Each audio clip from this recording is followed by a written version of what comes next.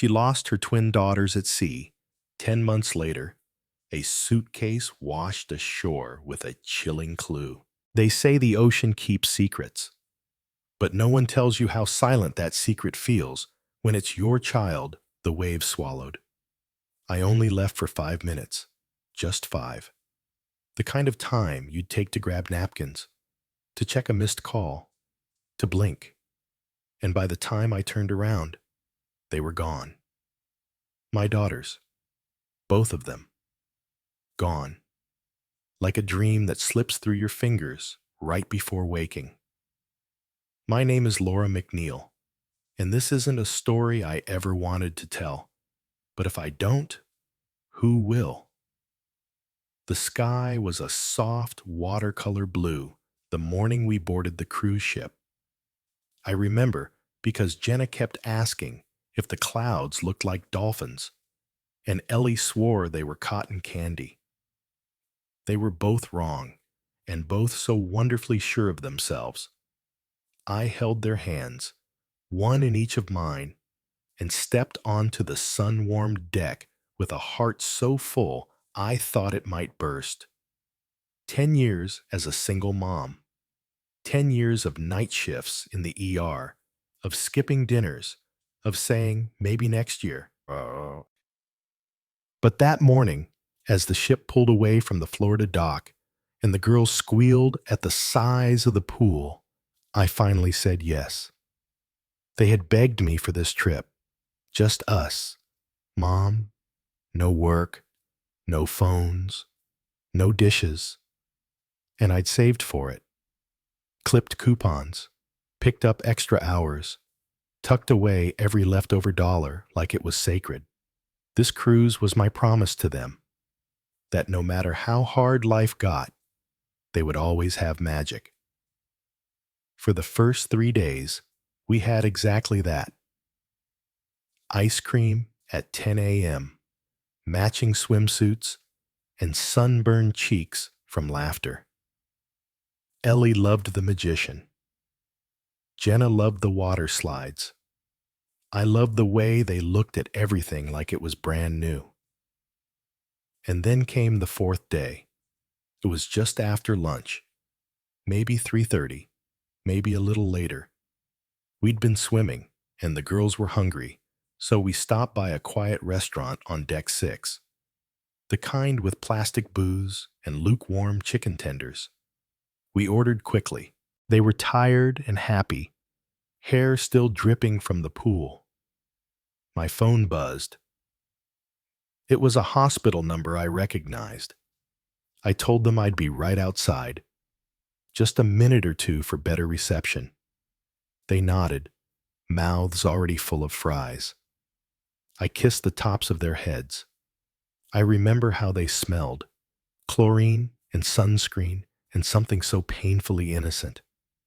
I stepped outside. 1 minute, then 2. The call dragged on. A scheduling mix-up, a nurse calling out, coverage needed. I handled it quickly, then turned.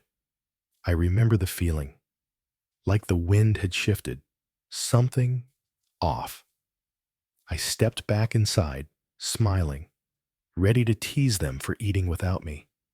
But the booth was empty, fries untouched, sauce unopened. No giggles, no girls.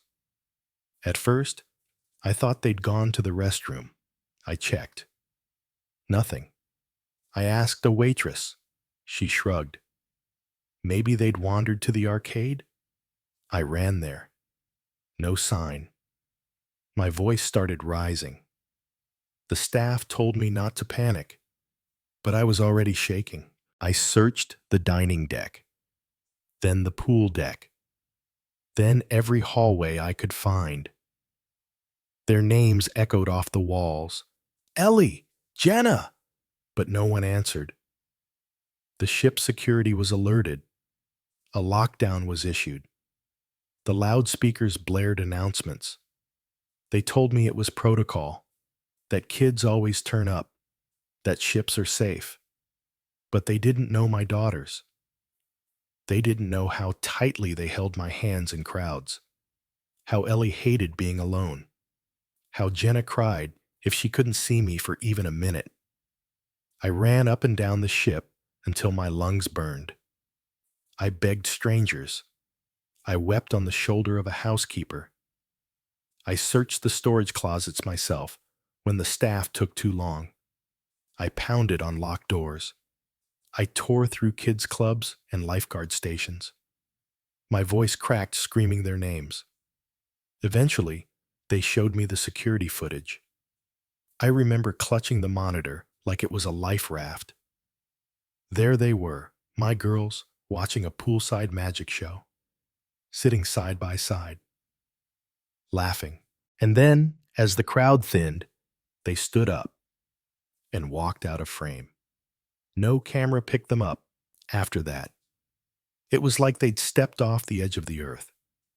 I watched that footage over and over, willing the pixels to change, for one of them to look back, to hesitate.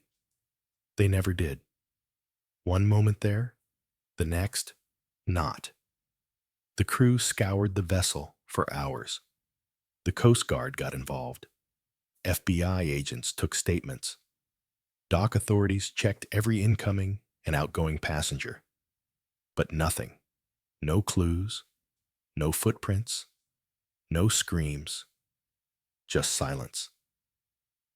The cruise line offered condolences, assured me of their strict security protocols, said things like unprecedented and we're cooperating.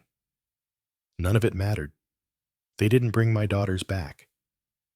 The news spread fast. Twins vanish at sea. I saw their faces on every headline, every thumbnail. People speculated. Some said they must have fallen overboard. Others hinted at trafficking. A few even blamed me. But no theory explained the utter absence. No theory explained why there were no screams, no splashes, no goodbyes. Just the absence. The hole. I stayed on that ship until the final port. I searched every second. I slept in their empty beds. I clung to the clothes they left behind. I pressed my nose into Jenna's towel just to smell her one last time. When I stepped off that ship, I wasn't a mother anymore. I was a woman holding 2 empty dresses and a story no one wanted to believe. 10 months passed. 10 months of folding clothes I'd never see worn, of answering calls that led nowhere, of tips that dried up, of hope that felt like a wound that wouldn't scab. I spoke to detectives weekly. I tracked ferry routes and ocean currents. I refused to have a funeral. I couldn't. Not without proof. Not without a body. And then, just as spring thawed the cold grip of winter, my phone rang again. Detective Vega's voice was tight. I heard it instantly. He knew something, I asked, and he said, "A fisherman found a suitcase on Ocraoke Island. It washed up with the tide." I didn't breathe. He continued, slower now. It had a child's remains inside, and some personal items. I dropped to my knees. The air around me swam. My hands went numb. But I didn't cry. Not yet. He said we'd fly there together, that the suitcase was being kept at the sheriff's forensic lab, that they needed me to identify what was inside. I said yes. I always say yes. Because what else do you do when the ocean spits something back? You go, you look, and you pray. That what's waiting isn't your child, or worse, that it is. I barely remember the flight to North Carolina. I remember the weight of the silence more than the hum of the engine. I remember Vega sitting beside me, respectful and quiet, flipping through case files like he wasn't looking at the same pages for the 100th time. He knew I wasn't ready to talk, and I didn't thank him for it then. But now I do. Through the tiny airplane window, I watched the world shift from city grids to the endless swaths of coastal green, the Atlantic drawing closer with every mile. Part of me believed we were chasing ghosts. Another part, the part that still said an extra plate at dinner, prayed we weren't. When we landed, a local officer drove us to the sheriff's substation. The building was squat and square, tucked between pine trees that swayed like watchers. The air smelled like salt and antiseptic, and I remember gripping the car door handle just a little too tightly, like the metal might hold me steady. Vega led the way inside. He spoke to the front desk officer in low tones, then turned to me and said, "They've preserved everything exactly as it was found." I nodded. I couldn't find my voice. I didn't need to. My body already knew what we were walking toward.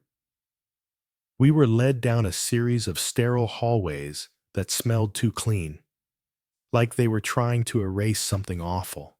My legs felt like they belonged to someone else. At the end of the corridor stood a steel door. Behind it, my fear had taken form. "Before we go in," Vega said gently, placing a hand on my arm, "I want you to be prepared. What you see may be difficult." His eyes were kind, but unreadable, a mask he'd learned from too many years telling mothers the world had ended. I nodded again. My throat still refused to work. They gave me a mask and gown, like I was entering an operating room instead of a morgue. Inside, the room was cold. Bright lights buzzed overhead. A silver table stood in the center, and on it, a medium-sized suitcase. It looked so ordinary. That's what struck me. It wasn't bloodstained. It wasn't torn or destroyed. It was just faded. Blue, grayed out by salt and time. Its seams bulged, warped by ocean currents, like it had tried to hold too much grief.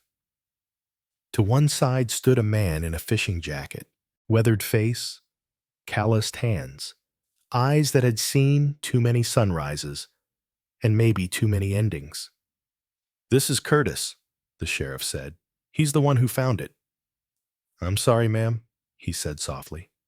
"I wish I'd found something else." I couldn't reply. My eyes were locked on the suitcase. The medical examiner stood nearby. "We've documented everything. We'll show you the contents now." I braced my hands against the counter, already shaking. He lifted the lid. There are things you never forget. A child's shirt, a cartoon logo, the way red fabric clings to bone. Inside the suitcase were the decomposed remains of a small child. The salt water had distorted the body, bloated, discolored, some bones visible, but wrapped carefully around the form were layers of clothes. A red Minnie Mouse t-shirt, and beneath it, a pair of blue swim goggles. The letter E still faintly visible on the side. My knees buckled. "That's Ellie's shirt," I whispered. "Those are her goggles.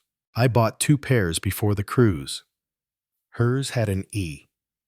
Jenna's had a J." The examiner nodded. "We'd like your permission to collect a DNA sample for confirmation." I didn't hesitate. "Yes, but I don't need a test to know." My fingers curled around the edge of the counter as I tried not to fall apart. Vega stepped beside me, steady, silent, a weight against the world's unraveling. The examiner motioned to a second bag. "There was something else found inside," he said. "We don't believe it belonged to the child." Inside the clear plastic was a tarnished silver Zippo lighter. The initials LK were engraved along the surface, the metal dulled but legible. It had no place next to a child's belongings. "This doesn't belong to my daughters," I said immediately. "They're 8. They've never touched anything like that." Vega leaned closer to inspect it. This could be our first lead. A detail that doesn't fit. That's often where the truth starts to slip through. I turned to Curtis. "Where exactly did you find this?" He shifted his weight. "Just down the shoreline, west side of the island. I walk there every morning. It was caught in the tide, maybe 30 feet from the reeds. The suitcase was floating, hadn't sunk. I got close, and the smell told me what I needed to know." "Was there anything else?" I asked. "Anything that could point to my other daughter?" "No, ma'am," he said, eyes soft. "Just the one case." I looked back at the suitcase. A vessel for my daughter's body. A coffin with a zipper. "Why would someone do this?" I asked aloud, not expecting an answer. "Why throw her into the ocean in a bag that floats?" the sheriff interjected. "That model is rare. It's made from a light resin that becomes buoyant. If it wasn't weighted down, it would drift. It's possible the killer didn't realize that." I could barely hear him. My thoughts had turned to Jenna. Was she still out there? Had she been left in a different suitcase, on a different shore?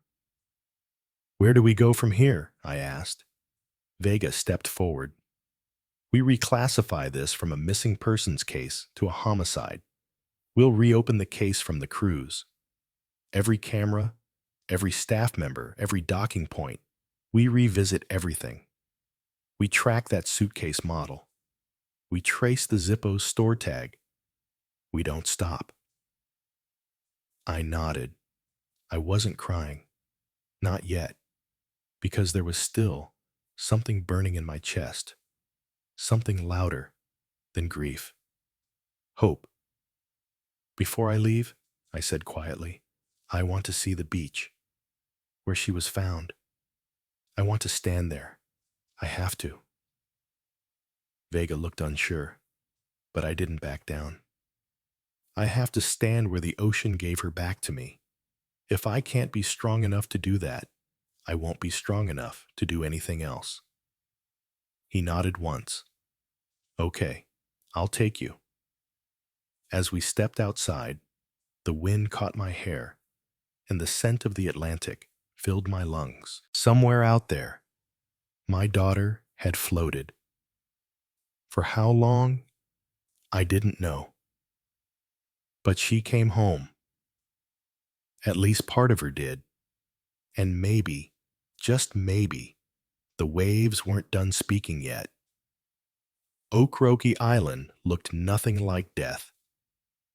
As we neared the shoreline by boat, I remember thinking how beautiful it was. The waves were gentle that morning, lapping against the sand in rhythm with the breeze.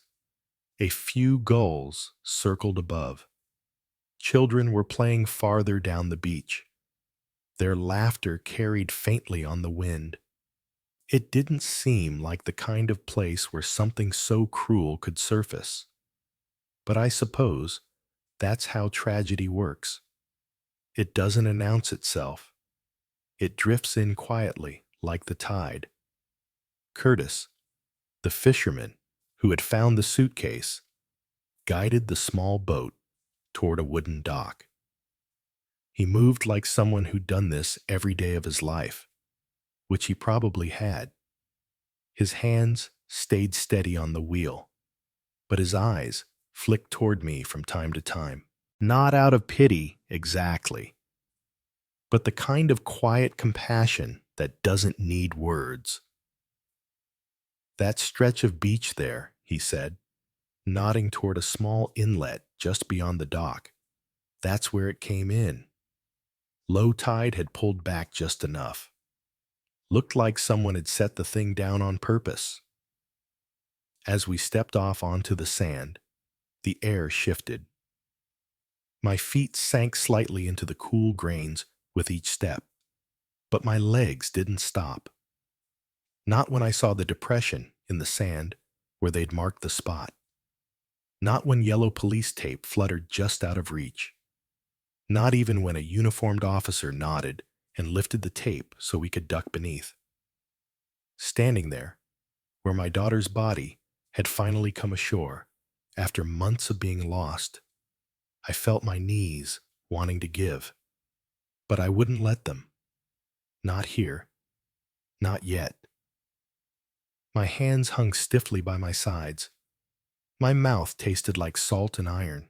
I stared at the place where that suitcase had been and tried to imagine Ellie lying inside it, cradled by seawater, drifting for miles with no one to call her name. The image shattered something in me. I crouched down and ran my fingers through the sand, slow, deliberate, looking, not for evidence, for something, anything, a shell, a string, a button.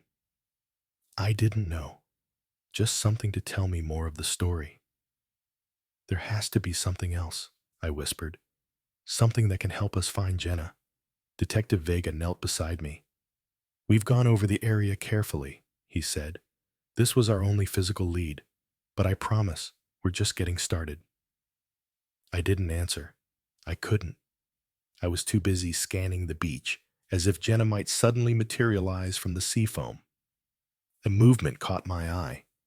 Across the dunes, a reporter and cameraman were filming behind the caution tape. Vega saw them too. He sighed. I'll take care of the press, he muttered, and walked off toward them, shoulders tense. Curtis lingered behind. After a moment, he spoke. There's a small cabin resort up the hill, he said. Quiet place, off-season, so it's mostly empty. You're welcome to stay the night. The owner's a good man. I looked at him, truly looked at him for the first time. His face was carved with years of sun and salt. And there was grief there too. Older, faded, but familiar. Did you lose someone? I asked. He nodded slowly. My son. Boating accident, 5 years back. Never found him. I stayed down by the harbor for weeks after, just waiting, like maybe the sea would give him back. I understood.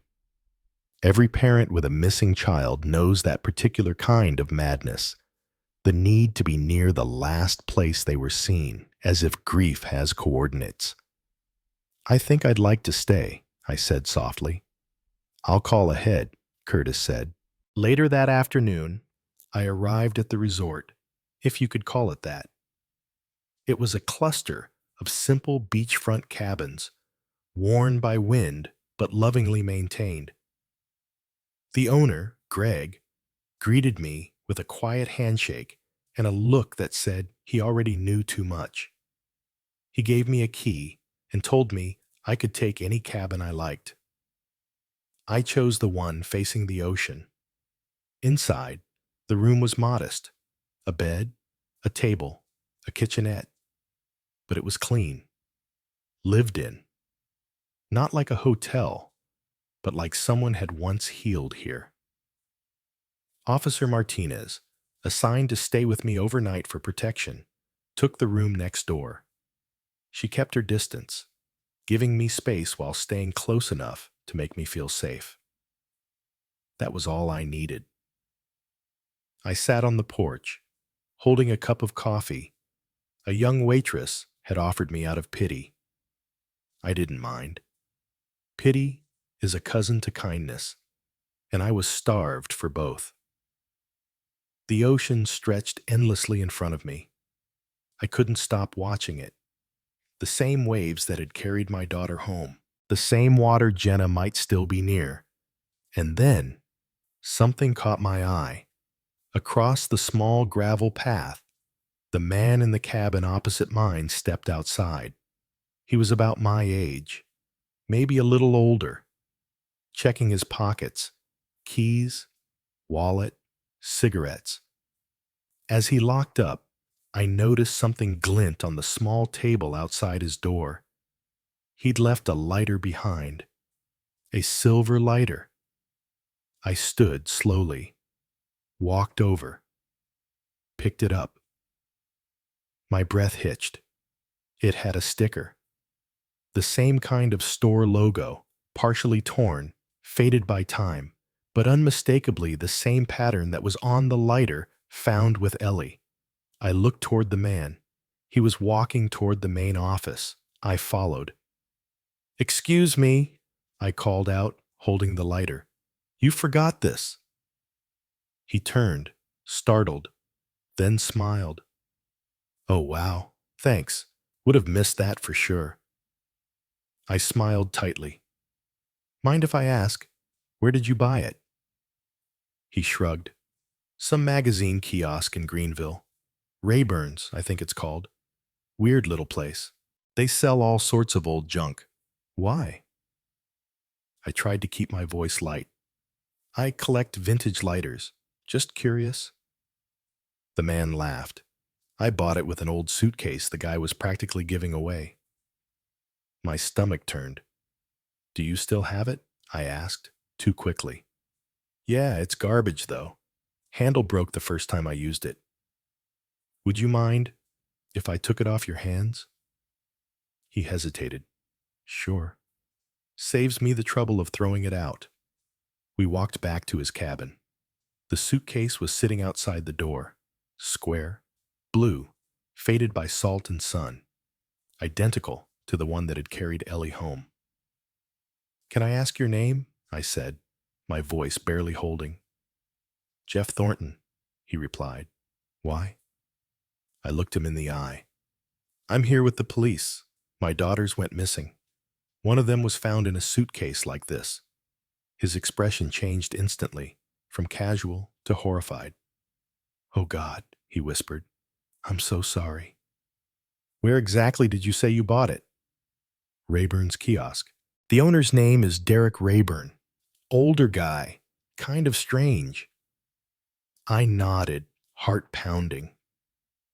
As he turned to leave, Greg, the resort owner, approached with something in his hand.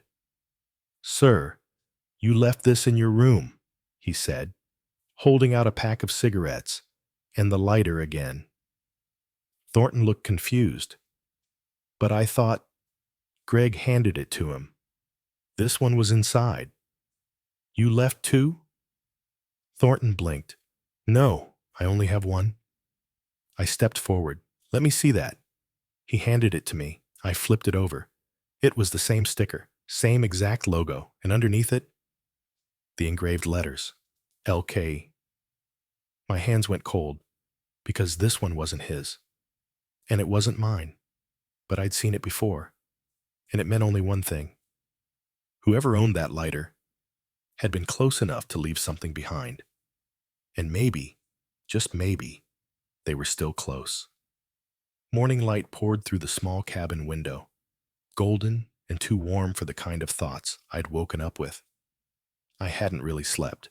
My mind kept returning to the identical suitcase, the lighter, the store name etched in my memory like a burn mark, Rayburn's kiosk, a hole-in-the-wall newspaper stand in Greenville, now tied by accident or intent to the death of one daughter, and possibly the survival of the other. Detective Vega picked me up just after sunrise. I'd called him the night before, voice shaking, words tumbling out too fast. Same lighter, same sticker, same model suitcase. He bought them both at the same place. Vega didn't need convincing. He'd seen too many coincidences become convictions. By noon, we were pulling into a parking lot that looked like it hadn't seen a fresh coat of paint in a decade. Rayburn's kiosk stood crooked between a laundromat and an abandoned mini-mart. A standalone box of peeling green wood, cracked linoleum, and dust. You could walk by it 100 times and never look twice. But now, it pulsed with something else. A tension. a rot just beneath the surface. Vega parked, shut off the engine, and looked over at me. "You sure you want to come in for this?" "Yes, I said. "I need to see him." Inside, it smelled like stale gum and ink. Newspapers stacked in uneven towers, racks of outdated postcards, plastic-wrapped magazines curling at the edges. Behind the counter stood a man in his 30s, thin, pale, rearranging cartons of cigarettes with a bored expression. He looked up as we entered.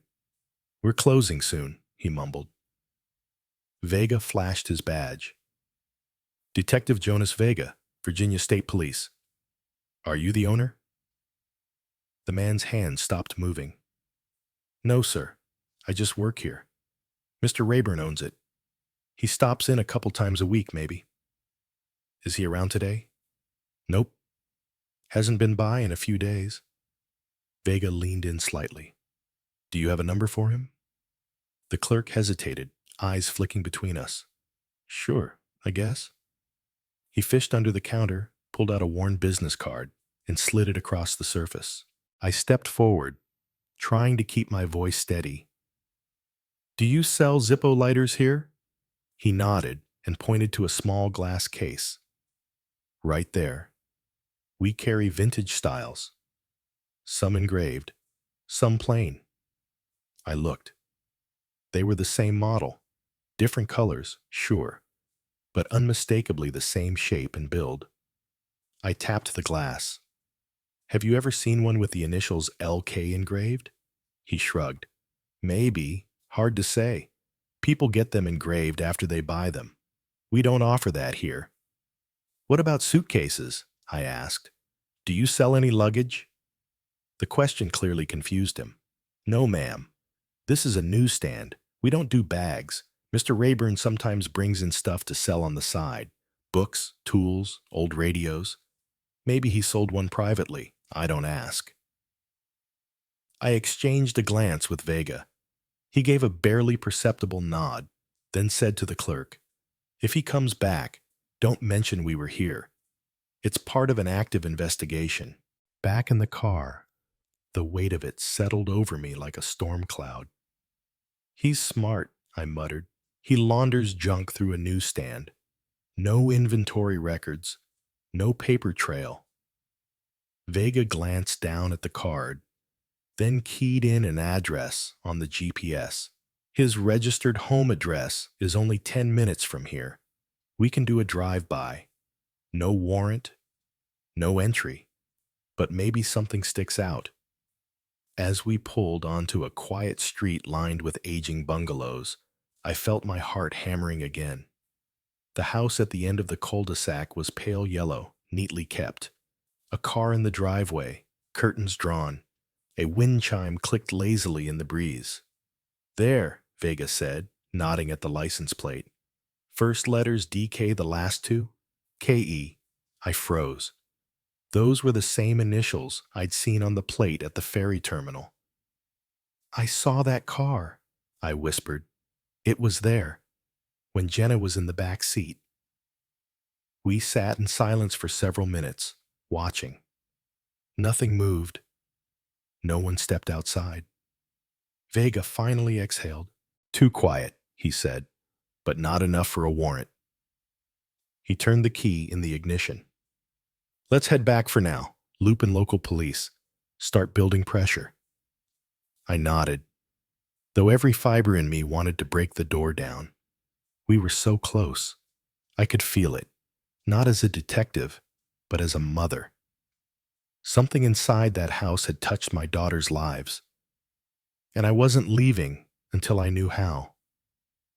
As we drove back toward the harbor, the weight of everything caught up to me. My thoughts spiraled. What had Ellie gone through before she died? Was Jenna still being moved, drugged, hidden? Was she calling out my name somewhere, waiting for someone to hear? Then, as we turned into the lot by the ferry station, I saw it. My breath caught. My eyes locked onto the car, waiting in line to board the ferry. Same make, same color, same plate. DK. KE. Oh my God, I gasped.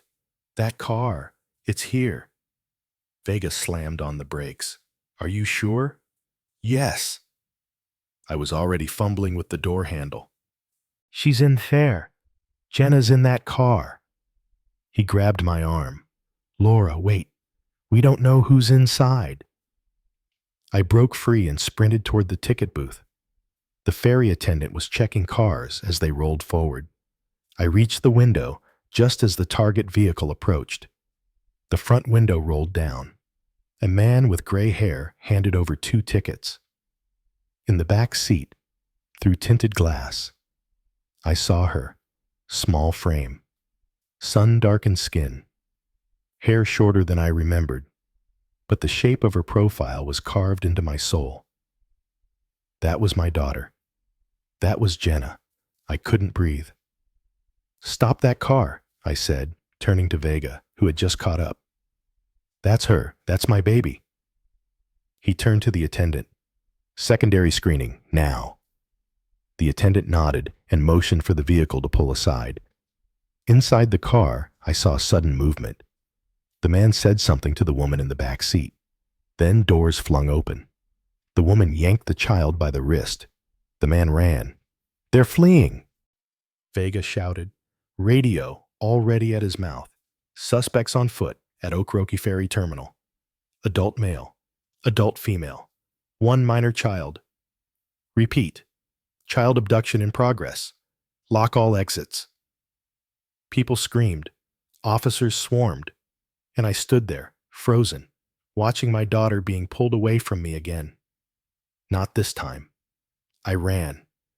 I don't remember deciding to run. My body simply moved, faster than fear, faster than reason. 1 second, I was standing still, staring at the child's profile through tinted glass.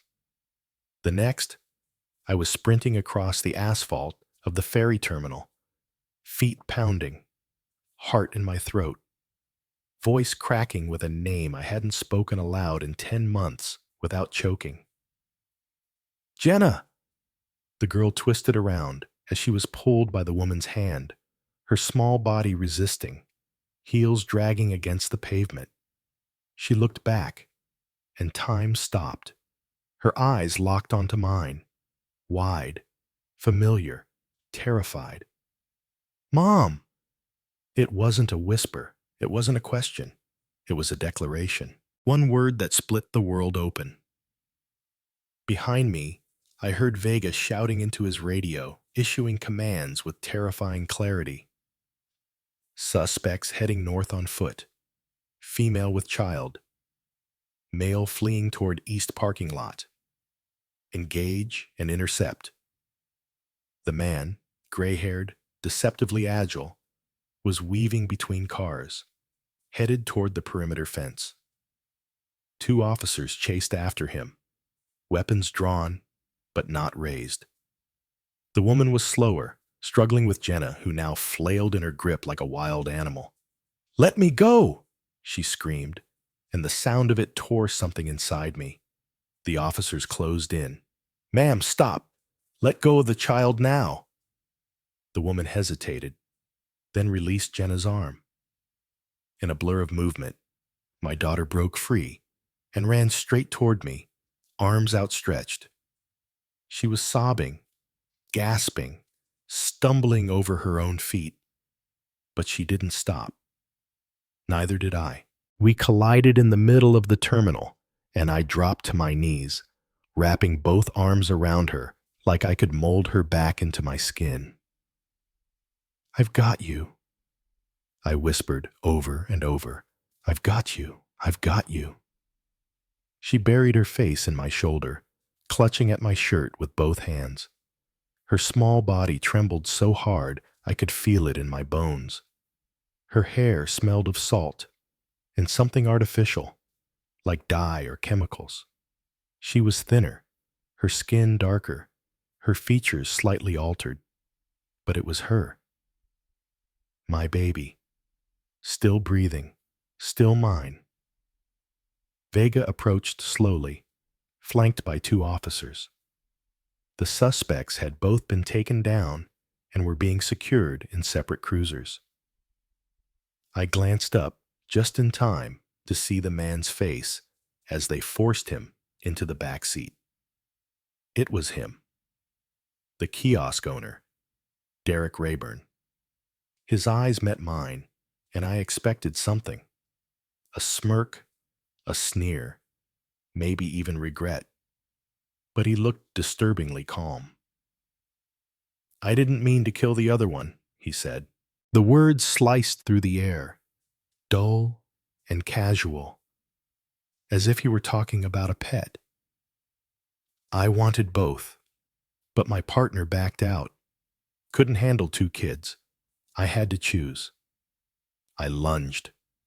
Vega caught me by the shoulders and pulled me back. "Don't. Save it. We're going to bury him in court." "He murdered Ellie," I spat, shaking. "He stuffed her into a suitcase and left her to rot." "I know," Vega said, voice low and tight. "And now we'll make sure he never sees the sky again." Paramedics were already on the scene, gently examining Jenna as she clung to me. They found signs of malnutrition, light sedation, abrasions on her wrists and ankles. She flinched at bright lights. She refused to speak to anyone but me. "She needs to go to the hospital," one medic told me gently. "She's been drugged, and she's exhausted." "I'm going with her," I said immediately.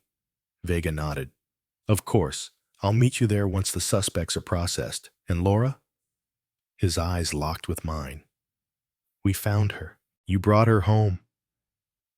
I climbed into the ambulance beside Jenna, never letting go of her hand.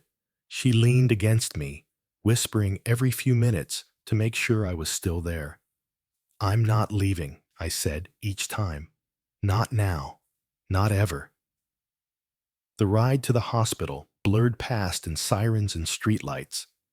Inside, the emergency staff moved quickly, efficiently, but gently. Jenna recoiled from cameras and bright pens. She wouldn't let go of my hand, not even as they inserted the IV, not even when they changed her clothes. "Please stop taking pictures," she whimpered once. And just like that, I understood. Whatever had happened to her, there had been cameras, lights, commands barked in dark rooms, and silence. Dr. Patel, the attending physician, came into the room after the initial exams. Her face was kind, but grave. "She's suffering from malnutrition," she said softly. "She's significantly underweight. Multiple bruises, some healed, some recent. Linear marks suggest restraint. Her sensitivity to light and her reactions to the camera. Laura, I'm so sorry, but I believe she was being photographed repeatedly, possibly for distribution." I felt the world go black around the edges of my vision. "What's the treatment plan?" I asked, gripping the bed rail to stay standing. "We'll start with careful nutritional recovery. Her body's fragile, but the emotional trauma will take time. Therapy, safety, patience. She'll have all of it," I said. "Everything she needs." Dr. Patel placed a hand on my shoulder. "She's lucky to have you. And she's strong, stronger than most adults I've met." When the doctor left, I pulled my chair closer and just held her. Her face finally softened into sleep. Her lips twitched. Her hands stayed clenched. Hours passed. At some point, Vega arrived outside the room, his expression darker than I'd ever seen it. I stepped into the hallway, closing the door gently behind me. "They're in custody," he said. "Rayburn's not saying much, but the woman, her name is Kathy Evans. She's talking." "His wife?" Vega shook his head. His accomplice. Used to be a victim herself. He took her when she was 11, brainwashed her, kept her hidden until she became his partner. The bile rose in my throat. She says they weren't acting alone. There's a larger operation, 10 more children, maybe more, being held at a property registered under another name. I couldn't breathe. And Ellie? I asked. What happened to Ellie? Vega looked away. He told Kathy he killed her the night he took them. Said he couldn't handle two. Said she wouldn't stop crying. He smothered her, wrapped her up, and tossed her into the sea that same night. I didn't scream. I didn't cry. I just nodded, like I'd been expecting it all along. What about Jenna? I whispered. How did he get her off the ship? Used a crew uniform, disabled a few security cameras with a jammer, got her into a maintenance closet, disembarked early in Key West under a fake family profile, moved her between states, dyed her hair, changed her clothes, told her if she screamed, he'd kill you too. I closed my eyes. The image of my daughter, trapped, alone, afraid, was too much to hold, but I held it anyway, because she had survived, and that mattered.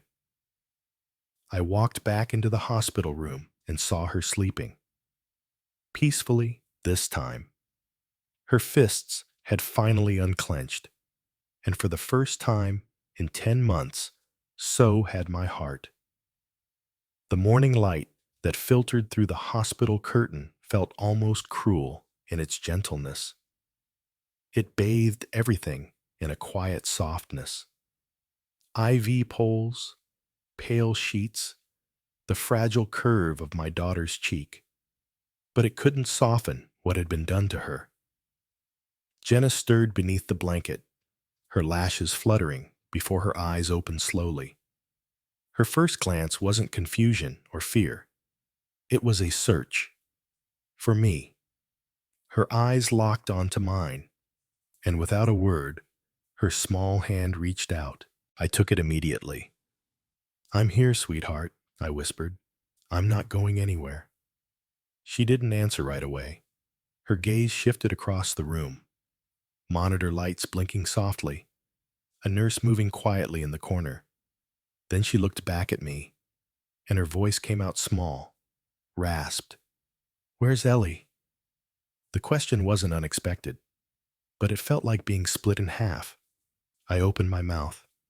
Nothing came. I tried again. "Sweetheart." She stared at me, the truth already forming in her expression. "She's gone, isn't she?" I nodded, pressing her hand to my lips. "Yes, baby. Ellie's gone." Jenna didn't cry. She just lay still, her eyes shining, her chest rising in short, careful breaths, like she was afraid of letting it all out at once. "He told me," she said finally, "that she was gone, but I didn't want to believe him. I kept thinking maybe she was somewhere else. Like me." "I wish she was," I whispered, tears sliding down my cheeks. "I looked for both of you. Every day, every single day." Jenna blinked slowly. "She wasn't scared," she said, so softly I almost missed it. When it happened, I heard her whisper my name, like she was trying to keep me calm. I felt my body break quietly in places no one could see. "She saved me," Jenna said. I didn't argue, because she was right. Later that day, Dr. Patel came in to check Jenna's vitals. Her body was responding well to refeeding protocols. The bruises would fade. The sedation was leaving her system. But her voice, her eyes, carried wounds no scan could measure. "We'd like to start the psychological evaluation tomorrow," Dr. Patel said gently. "She may not be ready to speak with a therapist, but we can begin slowly. Familiar faces, gentle questions. no pressure. Whatever she needs, I said. Whatever it takes. She's been through more than most adults survive, the doctor added, and she's still here. That's extraordinary. After the doctor left, Jenna dozed again. I sat by her side, watching her breathe. Her hair had been cut short, probably to disguise her. I noticed a faint scar near her temple, thin, almost hidden in her hairline. I reached over and tucked a strand behind her ear. She leaned toward my touch, still half asleep. I missed you every day, she murmured. I thought maybe you forgot. Never, I said, voice cracking. Not for a second. We stayed that way for a long time. It was almost dusk when Vega returned. He stood quietly in the doorway for a moment, eyes on Jenna. Then he motioned for me to join him in the hallway. I followed. They raided the Cedar Island property, he said. The one Evans mentioned. They found 3 more children, all under 10, malnourished, sedated, but alive. I covered my mouth. And Carnes? Still refusing to talk, Vega said. But Evans gave us everything. She confessed to helping transport, photograph, and drug the kids. She says she's ready to testify in exchange for a lighter sentence. She helped him, I said, my voice cold. She kept my daughter locked away for months. She doesn't get to walk free. She won't, Vega assured me. Even with a deal. She'll serve time. But her testimony helps us find more kids, more families. And the evidence? Hundreds of files, he said. Photos, fake documents, maps. It's a web. But it's unraveling. Fast. I exhaled slowly. You were right from the beginning, Vega said. That suitcase, the lighter, the sticker, you followed threads no one else would have seen. I didn't follow threads, I said. I followed my daughter. Back in the room, Jenna was sitting up, her eyes brighter now. She was watching the door, like she knew we were talking about her. Hey, I said, smiling softly. Detective Vega has some good news. More kids were found. They're safe now. Jenna nodded, but her face grew serious. Do they get to go home? Some of them, Vega said gently. We're working on finding their parents. Jenna thought for a moment, then looked down. I want to help. Maybe I can talk to them. So they're not scared. My heart caught. You're already helping, I said, just by being here. Night settled over the hospital. The machines clicked softly. The hallway quieted. Jenna fell asleep again, curled on her side, her hands still in mine. I watched her chest rise and fall. Thought about Ellie. Thought about the ocean. About how something so vast and cruel could still carry a child home. And I knew, even in grief, even in this aching half-life, we had survived. The man who took my daughter's life would never take another's. The girl he tried to disappear had reappeared brighter than he ever expected. And as long as she was breathing, I would rebuild. 1 hour, 1 word, 1 day at a time. Because now I know what the sea can take, but I also know what it can give back.